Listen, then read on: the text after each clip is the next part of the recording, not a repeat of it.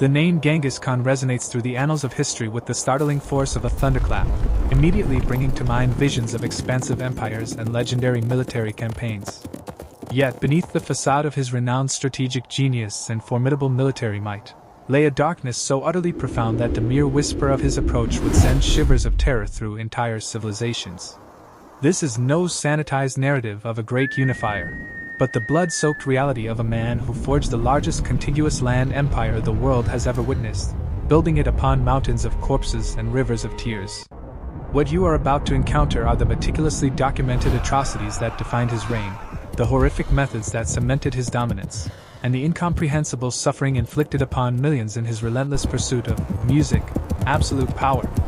In the late 12th century, the vast Mongol steppes presented a harsh and unforgiving landscape where mere survival necessitated relentless warfare among nomadic tribes.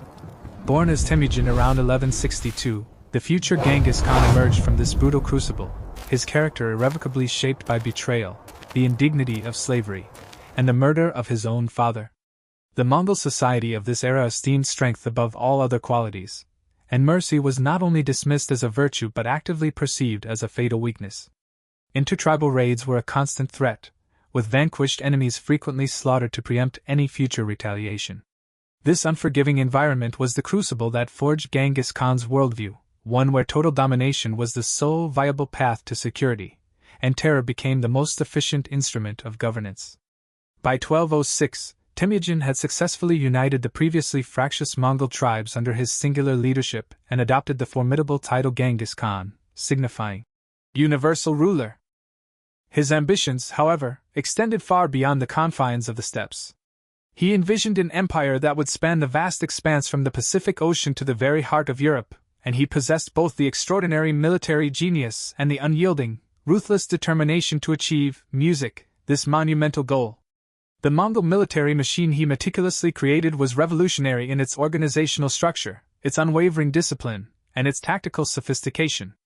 Divided into highly efficient units of 10, 100, 1,000, and 10,000, his armies executed movements with unprecedented speed, and synchronized coordination. But it was not merely superior military prowess that enabled the Mongols to conquer such vast territories. It was the systematic and calculated deployment of psychological warfare and deliberate atrocity, designed to shatter the will of his enemies long before a single arrow was ever fired. Genghis Khan fully grasped that resistance was costly in both valuable time and precious Mongol lives, resources he simply could not afford to squander.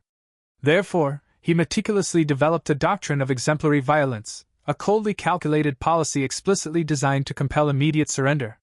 Cities that willingly opened their gates would be spared, their populations subsequently absorbed into the ever-expanding empire.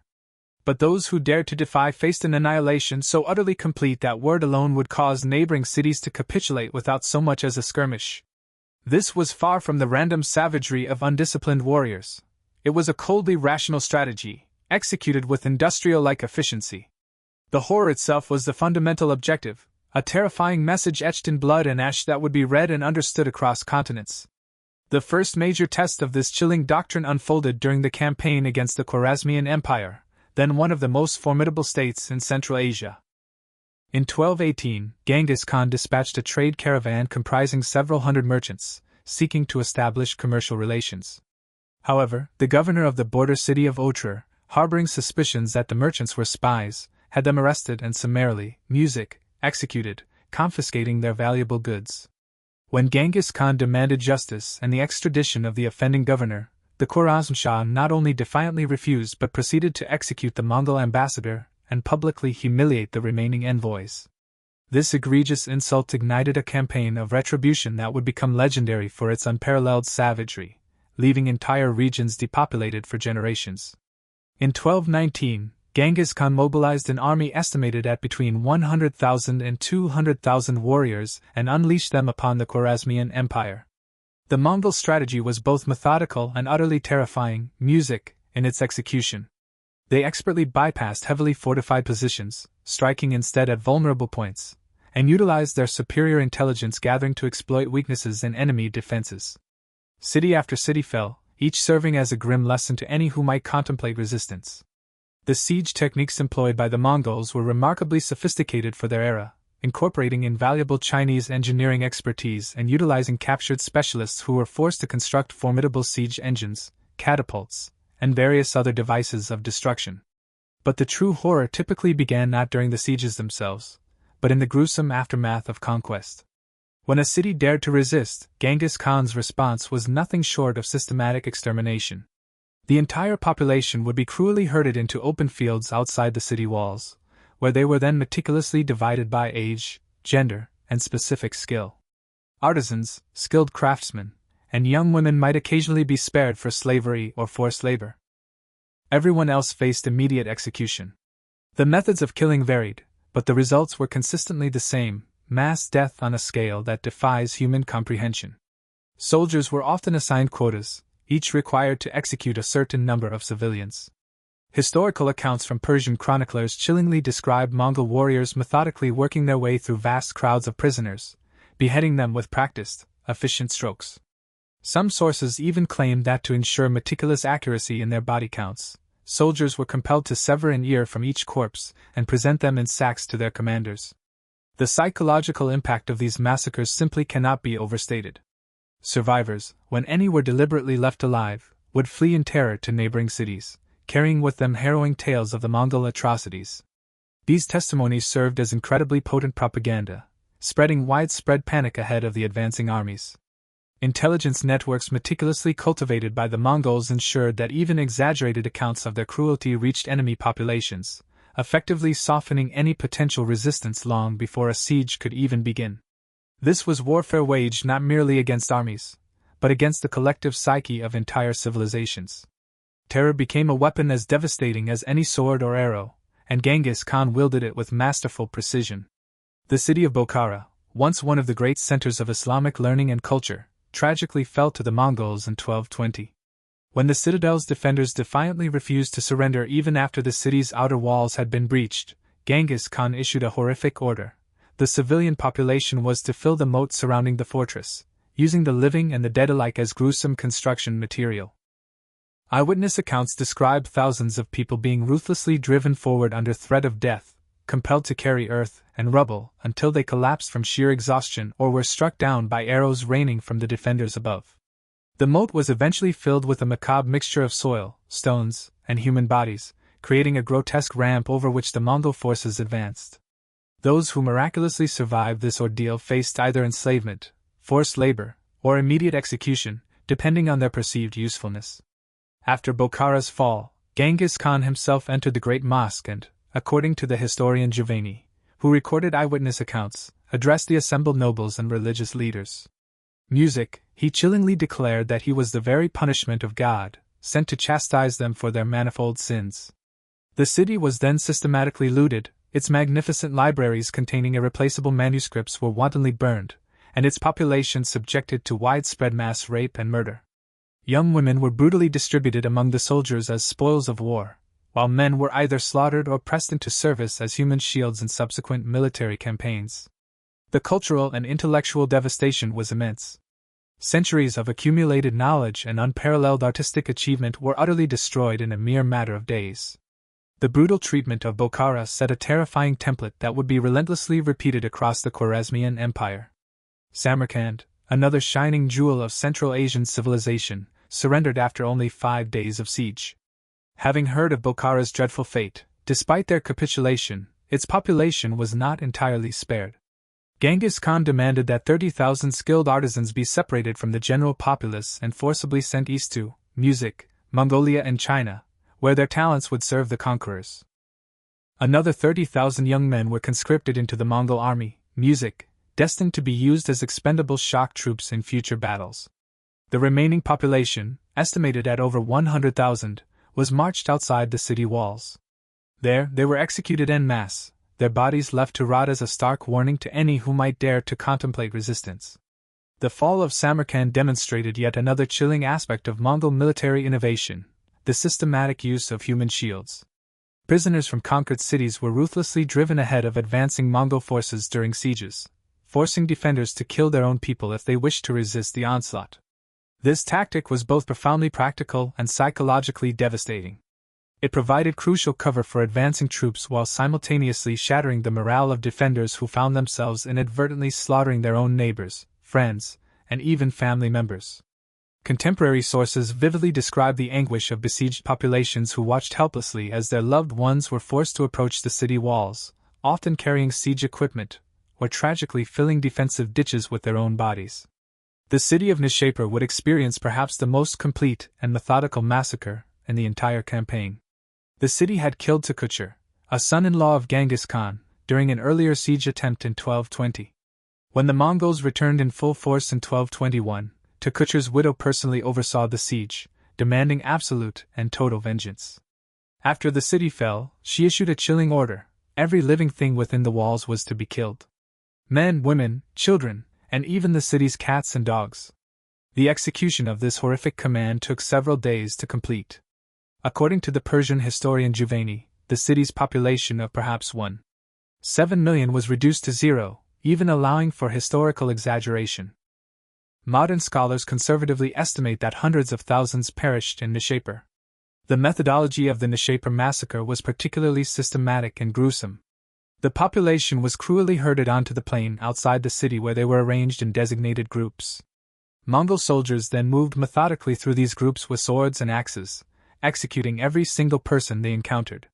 To ensure utter completeness, heads were severed from bodies and meticulously arranged in pyramids, one constructed from the heads of men, another from women, and a third from children. These macabre monuments served as both horrifying body count verification and a potent instrument of psychological warfare, visibly from great distances to terrified refugees and scouts from other cities. These pyramids of skulls would tragically become a signature of Mongol conquest, sickeningly repeated in city after city across Asia and Eastern Europe. The destruction of Nishapur extended far beyond the annihilation of human life. Buildings were razed to their very foundations, intricate irrigation systems were deliberately destroyed, and agricultural lands were systematically salted or flooded to prevent any possibility of recovery. The overarching goal was not merely to defeat the city, but to utterly erase it from existence, to ensure that it could never again pose a threat or even serve as a potential center of resistance. This scorched earth policy was applied selectively, targeting cities that had offered particularly stubborn resistance or, as in Nishapur's grim case, had killed someone of paramount importance to Genghis Khan. The message delivered was unequivocally clear: submission might offer a chance of survival, but defiance brought an obliteration so complete that future generations would find only desolate ruins and scattered bones. The psychological toll on survivors in the region was profoundly deep and scarring. Entire communities were traumatized, their social structures utterly shattered, their populations tragically decimated. Music: those who managed to escape the massacres became desperate refugees, scattering across Central Asia and the Middle East, carrying with them tales of horror that grew with each terrifying retelling. The economic impact was equally devastating. These vibrant cities had been vital nodes in the crucial Silk Road trade network, and their widespread destruction catastrophically disrupted commerce across the entire known world. It would take decades, and in some tragic cases centuries, for these regions to recover economically and demographically from the relentless Mongol invasions. The city of Merv, one of the largest and most prosperous cities in the world at that time, met a fate chillingly similar to Nishapur. Historical accounts suggest its population may have numbered anywhere between 500,000 and 1 million people. When the city surrendered in 1221 after a brief siege, its inhabitants were promised mercy if they emerged peacefully. They complied, gathering in vast numbers on the plains outside the city walls. What followed was one of the largest single massacres in recorded human history. Over the course of several horrifying days, Mongol soldiers systematically executed the entire population. The historian Juvayni, writing shortly after the events, claimed that each Mongol soldier was assigned to kill between 300 and 400 people. The logistics of such large-scale killing are almost incomprehensible. To execute hundreds of thousands of people requires meticulous organization, considerable time, and a complete suppression of normal human empathy. The Mongol military culture had been deliberately constructed to facilitate precisely this kind of mass atrocity. From childhood, warriors were rigorously trained to view enemies not as fellow humans, but as mere obstacles to be ruthlessly removed. Discipline was absolute. Orders to kill were carried out without question or a moment's hesitation. Those who dared to show mercy or failed to meet their execution quotas faced severe punishment, including death. This created a military machine capable of functioning as a remorseless instrument of genocide, efficient and utterly pitiless. The aftermath of Merv's destruction haunted the region for generations. When Talyui, one of Genghis Khan's sons, who had commanded the siege, learned that some residents had cunningly hidden among the corpses and miraculously survived, he, Music, immediately dispatched troops back to meticulously search through the bodies and kill any remaining survivors. Birds of prey and wild dogs feasted on the remains for months. The stench of decay was reportedly, Music, detectable from miles away, a grim testament to the scale of death. Travelers who passed through the area in subsequent years described vast fields of bones stretching to the horizon, an enduring monument to the scale of the slaughter. The city itself was so thoroughly destroyed that it never fully recovered its former prominence, and the population of the surrounding region remained depressed for well over a century. The terror tactics employed by Genghis Khan were not limited solely to mass executions.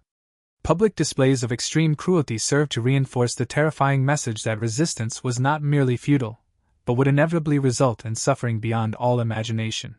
Captured enemy leaders, particularly those who had defiantly opposed the Mongols or murdered Mongol envoys, faced elaborate and prolonged deaths, meticulously designed to maximize suffering and humiliation.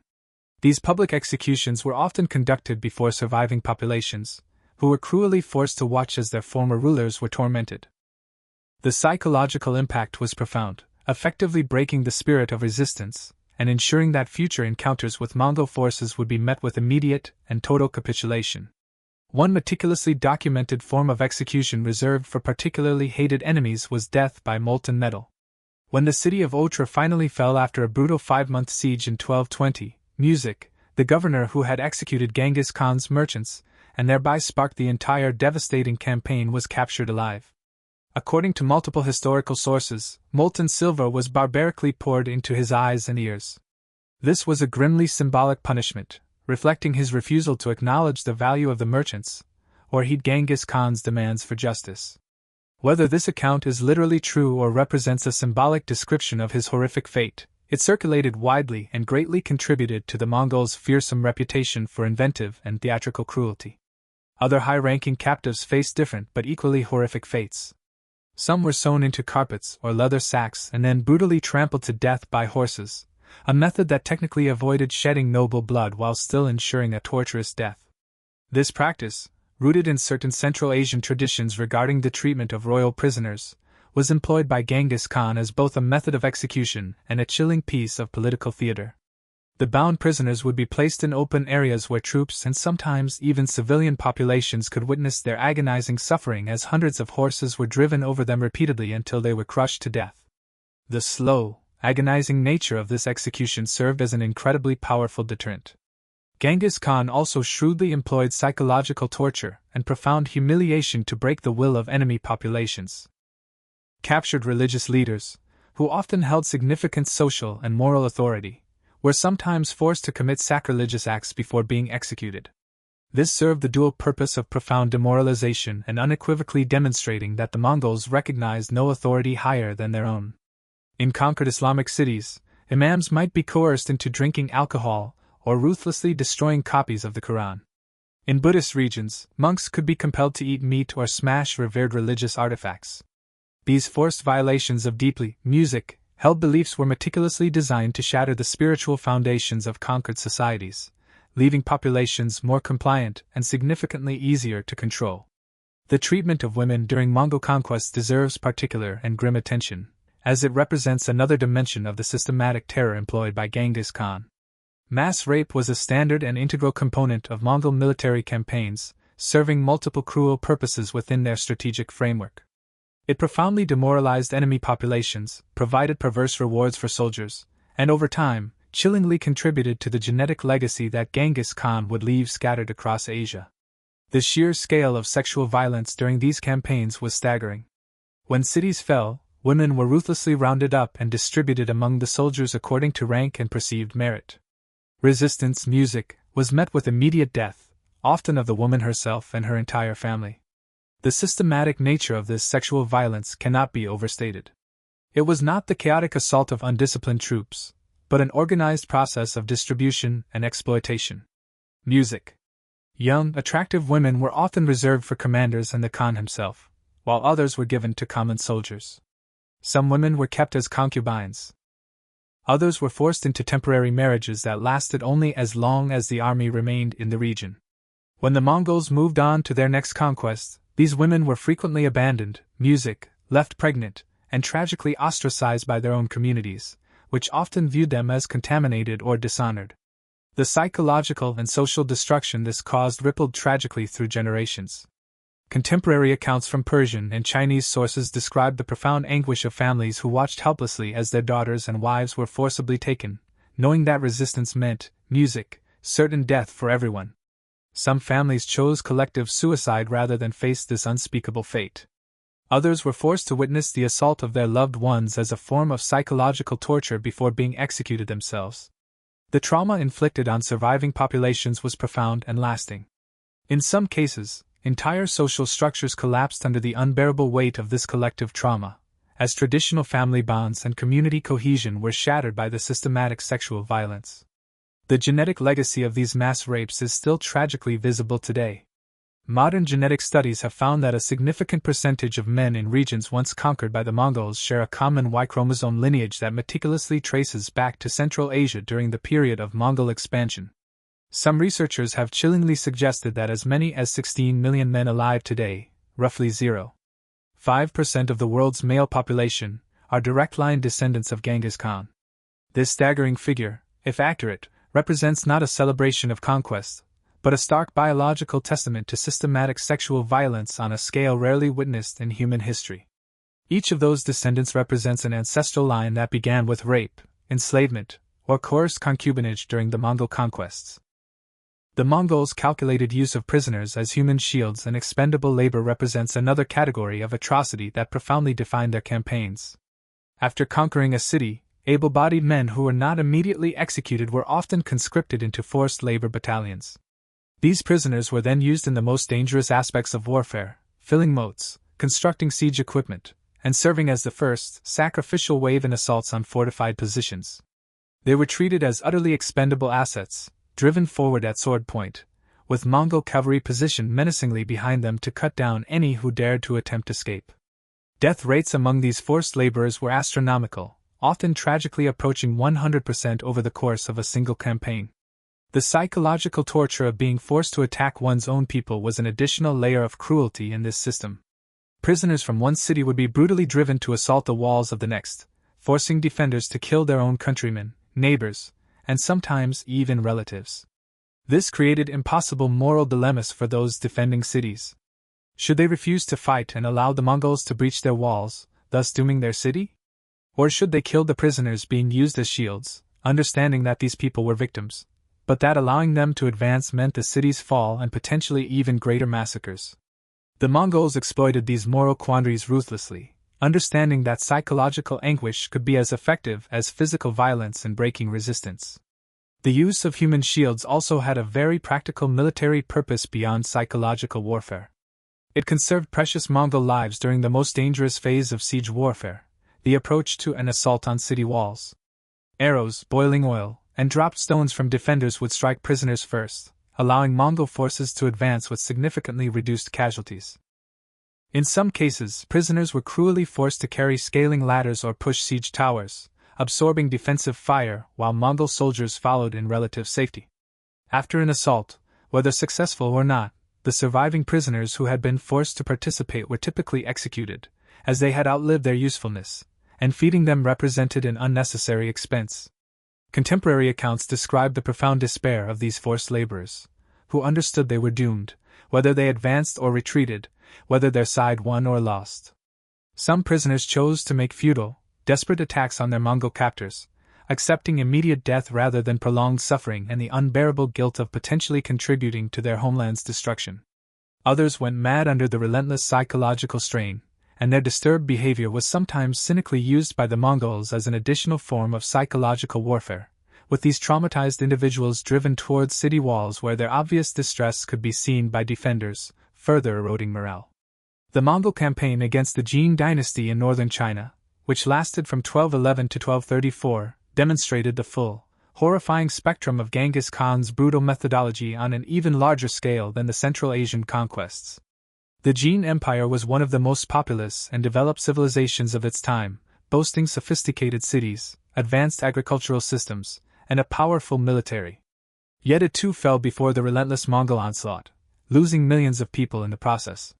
The tactics employed were precisely the same that had proven so devastatingly effective in Central Asia: rapid music, cavalry movements, superior intelligence gathering, psychological warfare, and the systematic use of atrocity to encourage immediate surrender.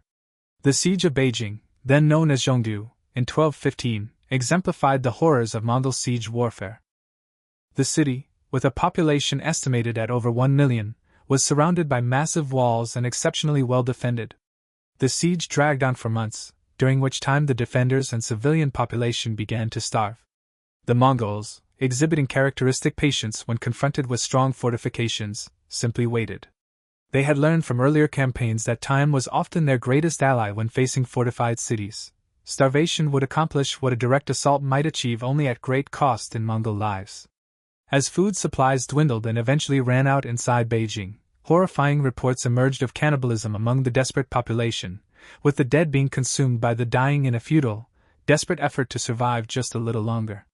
When Beijing finally fell, whether through a negotiated surrender or a final, devastating assault, accounts differ. The Mongols, music, entered a city already transformed into a charnel house by months of starvation and rampant disease. What followed was systematic looting and slaughter. The imperial palaces were ruthlessly stripped of their treasures. Libraries containing irreplaceable texts were wantonly burned, and a significant portion of the surviving population was killed.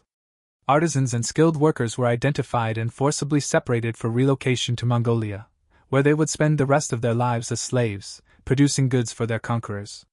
The city's vital infrastructure, including its sophisticated water systems and public buildings, was deliberately damaged, music, to prevent it from ever serving as a power base for future resistance. The environmental and demographic consequences of the Mongol conquests in northern China were catastrophic. Agricultural lands were converted to pasture for Mongol horses, as the conquerors had little understanding or appreciation for settled agriculture. Irrigation systems that had taken centuries to develop were abandoned or utterly destroyed, leading to widespread crop failures and devastating famine. The population of northern China, which had been estimated at over 50 million before the Mongol invasion, plummeted to perhaps 9 million by the time Mongol rule was consolidated. Music, while some of this drastic decline can be attributed to disease and the general disruptions of war, a substantial portion, represents deliberate killing, death from starvation due to the destruction of agricultural infrastructure, and refugees desperately fleeing south into territories not yet conquered by the Mongols. Genghis Khan's attitude towards sedentary civilization was complex and, ultimately, nihilistic. He and his commanders understood the immense value of cities as sources of wealth, skilled labor, and trade. Yet they viewed the settled lifestyle, with profound contempt and suspicion. Some of his advisors reportedly proposed that the entire agricultural population of northern China be exterminated and the land converted wholly to pasture for Mongol herds. While this extreme proposal was not fully implemented, the mere consideration of such a policy reveals the fundamentally exploitative and ultimately destructive relationship the Mongols harbored with the civilizations they conquered. They desired the products and wealth of settled societies, but felt no obligation whatsoever to preserve the social structures or the human populations that produced them. The Mongol administrative system in conquered territories, starkly reflected this attitude. While Genghis Khan eventually developed a relatively sophisticated system of governance, it was fundamentally extractive and maintained through constant fear. Local populations were subjected to heavy taxation, with tax, collectors empowered to use extreme violence to ensure compliance. Resistance, to taxation or any perceived slight against Mongol authority could result in the summary execution of an entire village. Travel restrictions were rigorously imposed to prevent any organization of resistance. In many regions, the population was systematically disarmed, leaving them completely vulnerable to Mongol military forces and utterly unable to defend themselves even against bandits or other threats. The postal and intelligence network developed by the Mongols, while often praised by historians for its remarkable efficiency, was also an insidious instrument of control and oppression. Known as the YAM system, it required local populations to maintain stations where Mongol messengers could obtain fresh horses, food, and shelter. The burden of supporting this extensive system fell heavily and unfairly on conquered peoples, who had to provide these vital resources without compensation. More sinister was the intelligence function of the AM. Informants and spies were cultivated throughout the empire, diligently reporting any signs of discontent or rebellion. Those identified as potential troublemakers could be arrested and executed without trial. The constant surveillance created an atmosphere of pervasive paranoia and fear that was as effective as physical violence in maintaining control. Religious institutions and their leaders were not spared from Mongol brutality when they posed obstacles to conquest or control. While Genghis Khan's general policy toward religion was one of pragmatic tolerance, understanding that persecuting faith could ignite rebellions, this tolerance evaporated entirely when religious leaders actively opposed him or when sacred sites stood directly in the way of military objectives. The destruction of mosques and madrasas in Central Asian cities was systematic and thorough. Not only were these revered buildings often demolished, but the religious scholars and clerics who staffed them were frequently killed, representing an incalculable loss of learning and cultural tradition. The targeting of religious institutions served multiple cruel purposes in Mongol strategy. It profoundly demoralized populations by destroying spaces that held sacred significance and were central to community life. It effectively eliminated potential sources of organized resistance, as religious leaders often possessed the moral authority to rally opposition. And it unequivocally demonstrated that the Mongols recognized no power higher than their own, that neither spiritual authority nor divine protection could save those who opposed them. In some cities, mosques and temples were deliberately converted into stables for Mongol horses, music, a calculated and profound insult designed to humiliate defeated populations and demonstrably assert the supremacy of Mongol power over all competing sources of authority. The tragic fate of the Nizari Ismailis, music, often pejoratively called the assassins, starkly demonstrates how Genghis Khan's successors meticulously continued his policies of systematic extermination when faced with determined resistance. Though the final destruction of the assassins occurred under Genghis Khan's grandson, Hulagu, the policies and ruthless methods employed were those established by the great Khan himself. The Nizari strongholds in Persia, built in seemingly impregnable mountain locations, were relentlessly besieged one by one. When they inevitably fell, the inhabitants, men, women, and children, were systematically, killed. The famous library at Alamut, containing not only Ismaili religious texts but also invaluable works on philosophy, science, and mathematics from across the Islamic world, was wantonly burned. Irreplaceable knowledge was lost forever in the flames. This is another horrifying example of how Mongol conquest represented not just immense human tragedy, but cultural and intellectual, devastation on a massive, unparalleled scale. Even those who submitted to Mongol rule were not necessarily safe, particularly if they were of high social status, or potential political significance. Genghis Khan was deeply suspicious of anyone who might pose a future threat, and he harbored no qualms about eliminating potential rivals preventively. When the Merkit tribe was finally defeated, their entire aristocratic lineage was brutally exterminated, including children and infants, specifically to prevent any future claimant from emerging to challenge Mongol authority. This horrifying practice of killing the entire family line of defeated enemies was ruthlessly repeated across the empire. It represented a deliberate form of genocide, an attempt not merely, to defeat an enemy, but to utterly erase them completely from history. The betrayal and subsequent destruction of the Tatars, who had been sworn enemies of Genghis Khan's tribe in his youth, illustrates this policy, with particular clarity.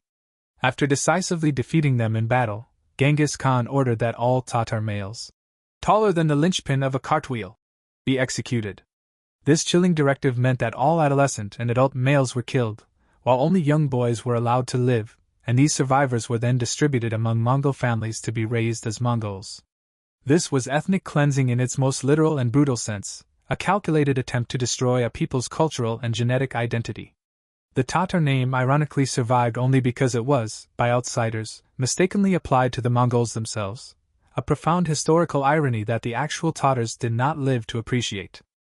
The concept of collective responsibility was central to Mongol governance, and military culture, and it led to atrocities that savagely punished entire communities for the actions of individuals.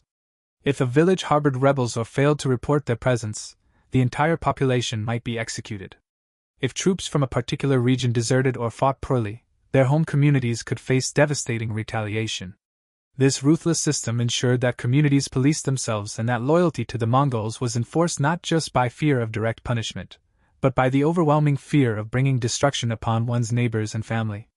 It was social control through hostage-taking on a community-wide scale, and it was brutally effective. This collective responsibility extended even to the Mongol military itself, where units of 10 were held collectively accountable for each member's actions. If one soldier fled in battle, his 9 comrades could be executed. This created a system of mutual surveillance and enforcement that made the Mongol army extraordinarily disciplined and remarkably reliable. But it also meant that warriors operated in an environment of constant fear and immense pressure. The same mechanisms that made the army so effective also directly contributed to the systematic way in which atrocities were carried out. Soldiers who might have otherwise hesitated to commit mass murder were compelled to do so by the chilling knowledge that refusal meant their own death, and quite possibly that of their entire unit. The treatment of captured warriors varied depending on their perceived bravery, music, and usefulness. Those who had fought with distinction were sometimes offered a choice: join the Mongol army and serve their conquerors, or die.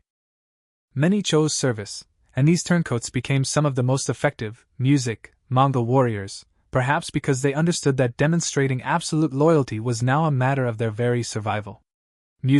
Others, particularly those who had killed Mongol soldiers of high rank or who came from particularly hated enemy groups, faced torture and execution regardless of their combat prowess. The message was clear: brave resistance might earn respect, but it would not earn mercy. Those who chose death over service often faced execution methods meticulously designed to deny them honor in death. Warriors from cultures that deeply valued an honorable combat death could be subjected to humiliating executions, being trampled by horses, drowned in rivers, or simply beaten to death with clubs rather than killed by weapons. The profound psychological cruelty of these methods lay in their deliberate denial of the warrior's identity and intrinsic value. To die dishonorably was, for many martial cultures, a fate worse than death itself, and the Mongols exploited this cultural vulnerability ruthlessly. These executions were often public, forcing communities and fellow warriors to witness the degradation of their heroes. The economic dimensions of Mongol conquest involved systematic plunder that went far beyond simple looting. Entire economies were dismantled, and their productive capacity, including human capital, was forcibly shipped to Mongolia or other parts of the growing empire. Skilled craftsmen, metalworkers, silk weavers, jewelers, and engineers were meticulously identified during the sorting of prisoners and forcibly relocated. These individuals would spend the rest of their lives as slaves, their invaluable skills exploited solely for Mongol benefit, while their families and communities were cruelly deprived of their knowledge and labor. This represented a form of economic warfare that systematically weakened conquered territories, and made future resistance more difficult by removing the human capital necessary for military and economic recovery. The long-term economic consequences of Mongol conquest were severe and enduring in many regions. The destruction of intricate irrigation systems in Central Asia and Persia led to the catastrophic collapse of agricultural productivity in areas that had supported dense populations for millennia. Cities that had been economic hubs for centuries were reduced to insignificant towns or, utterly abandoned entirely. Trade routes were severely disrupted for decades. And while the Mongols eventually, facilitated trade across their vast empire, this came only after a period of destruction so complete that some regions, never fully recovered. The opportunity cost, what these civilizations might have achieved, if not for their destruction, is incalculable, but certainly immense. The deliberate destruction of agricultural infrastructure in some regions appears to have been partly practical and partly ideological. Practically, destroying crops and irrigation systems denied vital resources to potential rebels and rendered the countryside impossible for enemy armies to subsist in, while remaining perfectly viable for Mongol cavalry that could live off their herds. Ideologically, it reflected the deep-seated Mongol preference for pastoral nomadism over settled agriculture. In northern China and parts of Central Asia, there is chilling evidence that Mongol administrators seriously considered abandoning agriculture entirely in favor of converting all cultivated land to pasture.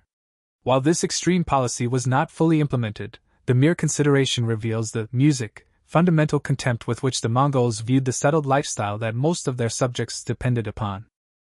Genghis Khan's legal code, the Yasa, is often praised by historians for bringing a degree of order to the vast Mongol Empire. However, the Yasa itself prescribed horrifically disproportionate punishments for many offenses. Music, adultery was punishable by death. Theft of livestock could result in execution, and, in some extreme cases, the execution of the thief's entire family. Religious practices that offended Mongol sensibilities, such as the ritual slaughter of animals according to Islamic law, could be punished severely. The Yasa's enforcement was arbitrary and absolute, with local commanders often interpreting its provisions to justify extreme violence. There was no appeal, no judicial review, and no mercy for those convicted of violations. The law applied fundamentally differently to Mongols and to conquered subjects, creating a two-tiered system that institutionalized the absolute supremacy of the conquerors. A Mongol who killed a subject might face minimal punishment or none at all, while a subject who harmed a Mongol faced certain death, often along with family members.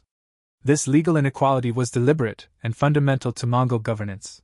It ensured that the subject populations understood their inferior status, and that Mongols felt empowered, to use violence to maintain control. The entire system was designed to be oppressive, to create, and maintain a clear hierarchy where the conquered lived in constant, paralyzing fear of their conquerors. Women in conquered territories faced particular vulnerabilities under Mongol rule. Beyond the immediate violence of conquest, they lived in a legal system that offered them minimal protection against sexual exploitation or violence from Mongol soldiers and administrators. Complaints by conquered peoples about the treatment of their women were generally ignored or severely punished. The systematic taking of women as concubines and slaves was not merely tolerated, but was considered an unquestionable right of conquest. Families that attempted to hide their daughters faced execution, if discovered. The social fabric of conquered societies was thus systematically torn apart, with women treated as mere spoils of war and family bonds cruelly subordinated to the desires of the conquerors. The use of terror as a governing tool did not end with Genghis Khan's conquests. It continued to be ruthlessly employed throughout his reign and by his successors. Rebellions were met with exemplary violence, meticulously designed to discourage future uprisings. When the city of Herat in modern Afghanistan rebelled against Mongol rule in 1221, after having initially surrendered, the reprisals were catastrophic. The city was besieged, recaptured, and then subjected to a massacre that reportedly lasted a full week. The population, which had numbered over 100,000, was reduced to approximately 40 people, according to some accounts, even allowing for exaggeration. The scale of killing was immense. The message was chillingly clear: initial surrender was not enough. Absolute and perpetual obedience was demanded, and any wavering would be met with utter annihilation. These reprisal massacres served a crucial strategic purpose. They powerfully demonstrated that Genghis Khan's reach was long and his memory unforgiving. Cities that had surrendered but later rebelled faced worse fates than those that had initially resisted, because they had violated the implicit contract of submission. This policy ensured that once a city surrendered, its population had every incentive to remain compliant, as they knew that rebellion would bring not just defeat, but complete extermination. It was a system of control through hostage-taking on a civilizational scale, where entire populations were held accountable for the loyalty of their communities. The environmental consequences of Mongol conquest are sometimes overlooked but were significant and lasting. The systematic destruction of irrigation systems, the widespread conversion of agricultural land to pasture, and the depopulation of vast regions had ecological effects that persisted for centuries. In some areas, the disruption was so complete that the landscape itself was irrevocably changed. Forests reclaimed areas that had once been cleared for agriculture. Desertification dramatically increased in regions where intricate irrigation networks were destroyed. The Mongol conquests represented not just an immense human catastrophe, but an environmental one, profoundly altering the physical geography of conquered territories, in ways that affected the lives of countless generations that followed. The psychological trauma inflicted on conquered populations was profound and intergenerational. Communities that miraculously survived Mongol conquests carried the searing memory of the atrocities forward, and these memories shaped cultures and societies in lasting ways. The pervasive fear of the Mongols became so deeply, embedded in collective consciousness that it influenced political decisions, military strategies, and social organization for generations. In some regions, the vivid memory of Mongol brutality was cynically used by rulers to justify authoritarian measures, arguing that only strong centralized control could prevent a repeat, of the catastrophe. The legacy of terror thus extended far beyond the immediate victims, shaping the historical trajectory of entire civilizations. Genghis Khan's personal involvement in and undeniable approval of these atrocities cannot be minimized or excused by historical context. While the 13th century was undoubtedly a violent time and warfare was often brutal, the sheer scale, systematic nature, and deliberate policy of terror employed by Genghis Khan stood out starkly even among contemporaries. Other rulers of the period, music, while certainly capable of cruelty, did not implement industrial-scale massacre as a routine tool of statecraft. The calculated nature of Mongol atrocities, the careful planning, the systematic execution, the deliberate use of terror for strategic purposes, marks them as qualitatively, music, different from the violence common to the era. Contemporary chroniclers, even those from cultures accustomed to warfare and conquest, express profound horror at Mongol methods. Persian historians like Rashid al-Din, writing in the service of Mongol rulers and music, thus with an incentive to present them favorably, nevertheless meticulously recorded the devastating impact of the conquests. Chinese sources documented the catastrophic population collapse in northern China. European music chroniclers described the Mongol advance into Eastern Europe with apocalyptic language, perceiving in the Mongols, music, a divine punishment, or an unstoppable force of nature rather than a conventional army. This widespread recognition across diverse cultures suggests that even by the violent standards of a brutal age, Mongol methods were extreme and profoundly shocking. The question of Genghis Khan's moral responsibility for these atrocities is complicated by considerations of historical agency and cultural relativism, but it is ultimately unavoidable. He personally ordered many of the massacres, meticulously designed the policies that made them routine, and created the military and administrative systems that carried them out.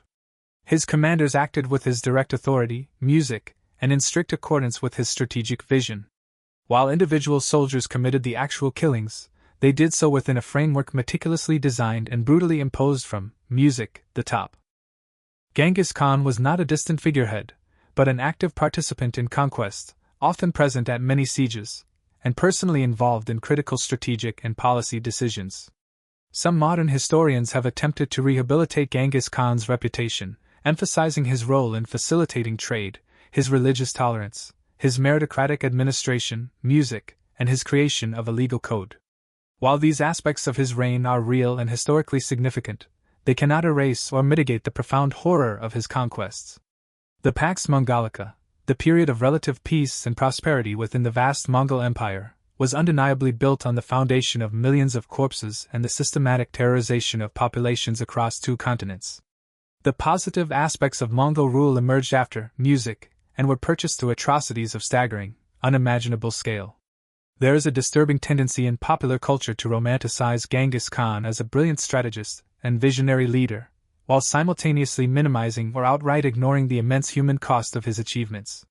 This tendency reflects, music, a broader problem in how we engage with historical violence, a willingness to be impressed by success and scale while abstracting away the immeasurable suffering of victims. The numbers involved, millions, music, dead, entire cities erased, civilizations profoundly disrupted, are so vast that they often become incomprehensible, statistical rather than deeply human. Each individual victim had thoughts, feelings, loved ones, dreams, and fears. Each experienced terror and agonizing pain. The aggregation into massive death tolls risks dehumanizing the victims and obscuring the harrowing reality of what truly occurred. The genetic legacy mentioned earlier, the millions of descendants, is sometimes presented in popular accounts as a testament to Genghis Khan's virility and success. This framing is deeply problematic.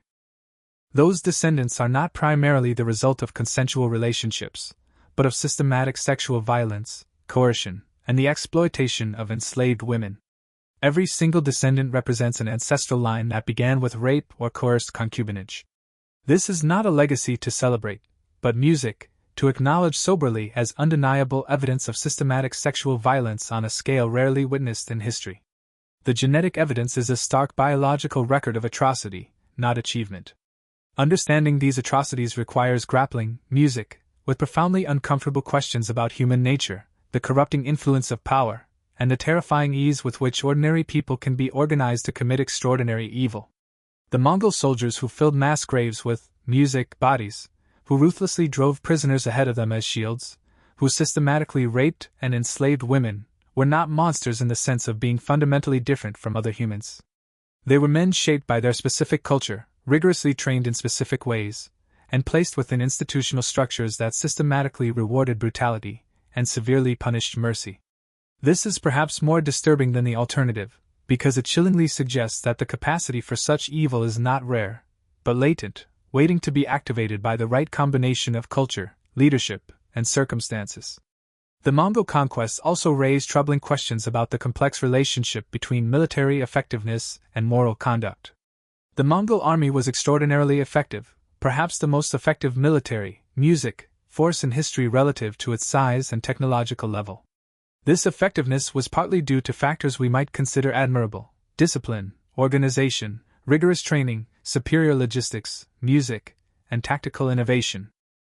But it was also undeniably due to the systematic use of terror, the chilling willingness to commit atrocities that other armies would not, and the complete subordination of moral considerations to strategic objectives. The Mongol example suggests that military effectiveness and moral restraint may sometimes be in fundamental tension, a troubling realization that complicates easy assumptions about the very nature of warfare.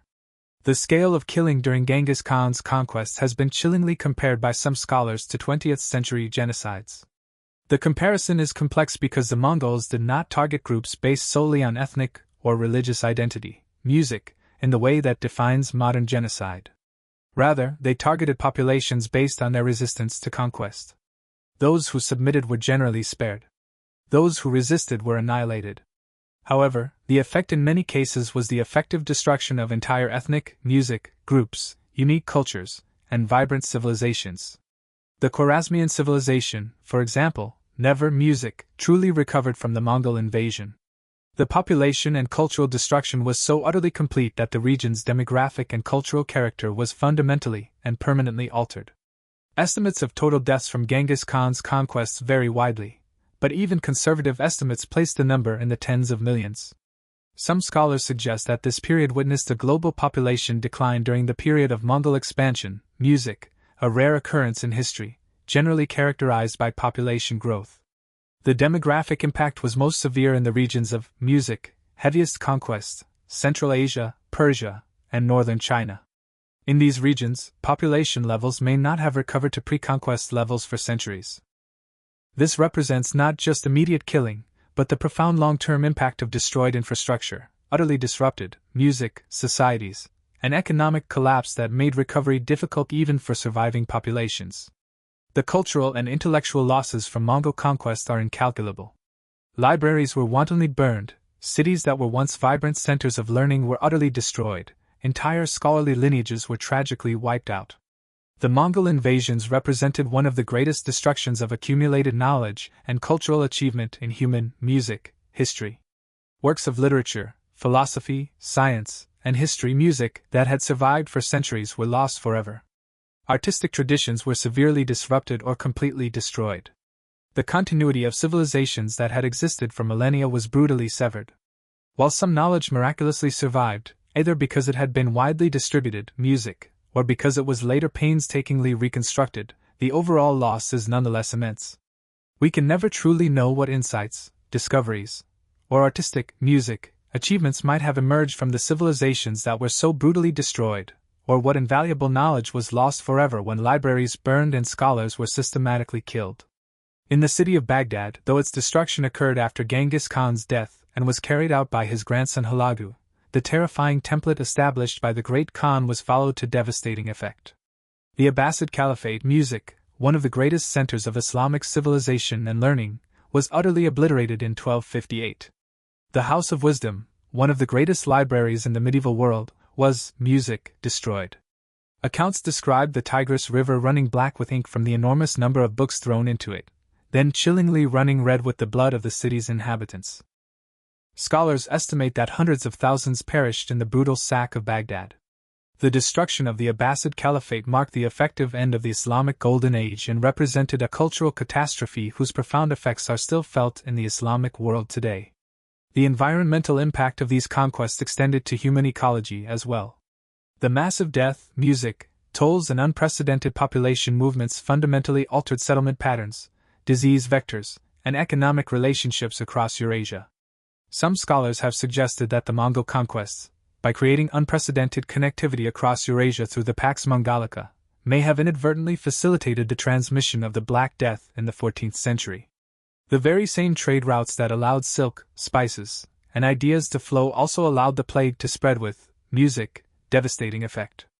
If this hypothesis is correct, then the Mongol legacy includes not just the millions who died during conquest, but an additional millions who succumbed to diseases that spread along the routes the Mongols had established. Genghis Khan's death in 1227, possibly from injuries sustained in a fall from a horse, did not end the atrocities committed in his name. His sons and grandsons relentlessly continued his policies of conquest and systematic violence, expanding the empire even further. The campaigns in Eastern Europe, the Middle, Music, East, and Southern China that followed his death employed the same brutal methods of terror and massacre that he had so firmly established. In some ways, his chilling legacy was perpetuated not despite music, his death, but precisely because of the self-sustaining systems he had so meticulously created. The Mongol Empire became a formidable machine for conquest that could operate independently of any single leader, its methods and brutal culture self-perpetuating across generations. The enduring tradition of secrecy surrounding Genghis Khan's burial site, a secret maintained through the summary execution of everyone involved in the funeral procession, is itself a final atrocity intimately associated, music, with his life. According to tradition, hundreds or thousands of music people were cruelly killed to preserve the precise location of his tomb. This horrifying sacrifice of lives for purely symbolic music purposes reflects the same profound disregard for human life that so disturbingly characterized his conquests. The living were utterly expendable in service to the dead Khan's legacy, just as millions had been expendable in service to his ambitions during life. Even in death, he demanded the ultimate, unspeakable price from those around him.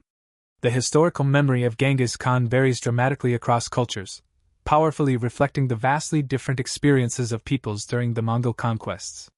In Mongolia, he is celebrated as an undisputed national hero, the revered founder of the Mongol nation and empire. His image prominently appears on currency, monuments, and commercial products.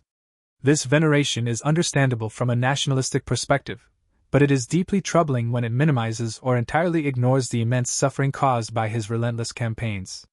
In stark contrast, in many regions that were conquered, music, such as Iran, Central Asia, and parts of China, the memory of Mongol conquest is associated with catastrophe, trauma, and profound devastation.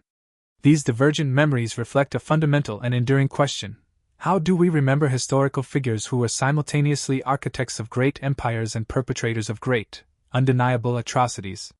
The lessons of Genghis Khan's conquests remain chillingly relevant today.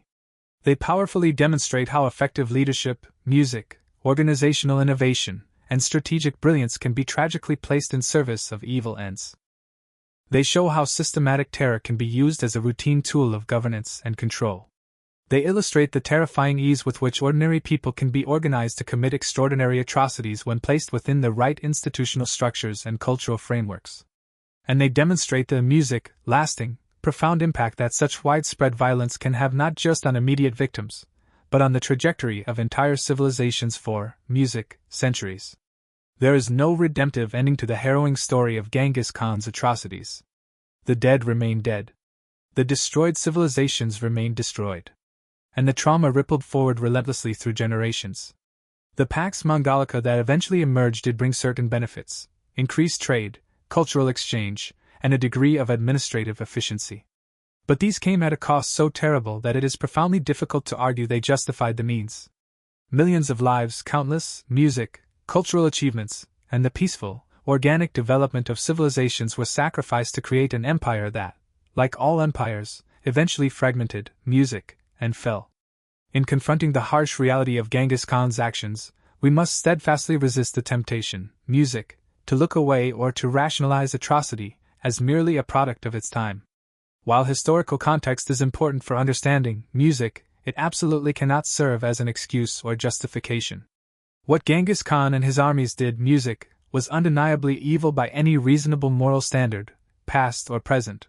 The systematic massacre of civilian populations, the deliberate use of terror, the mass sexual violence, the wanton destruction of cultural and intellectual heritage, these are acts that demand unequivocal condemnation, not the moral equivocation that often regrettably characterizes discussions of historical violence. Yet, we must also resist the temptation to view Genghis Khan and the Mongols as uniquely monstrous, as fundamentally different from other humans. They were people shaped by their specific circumstances, making choices within their cultural and historical context. The disturbing truth is that humans, given the right circumstances, cultures, and institutions, are frighteningly capable of extraordinary evil. The Mongol conquests are not anomalous, but rather represent an extreme example of a capacity for violence that exists within human nature and human societies.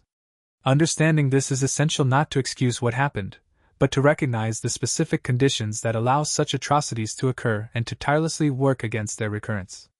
The historical record of Genghis Khan's conquest stands as one of the darkest and most horrifying chapters in human history. The death toll, music, measured in the millions or tens of millions, represents suffering on a scale difficult to truly comprehend. Behind each number was a person who experienced fear, pain, and ultimate death. Behind each destroyed city was a vibrant community with its own history, culture, and aspirations. The legacy of these conquests shaped the development of entire regions for centuries, fundamentally altering the course of human history through widespread violence and pervasive terror. In remembering Genghis Khan, we must remember not just the empire he built, but the immense human cost at which it was built.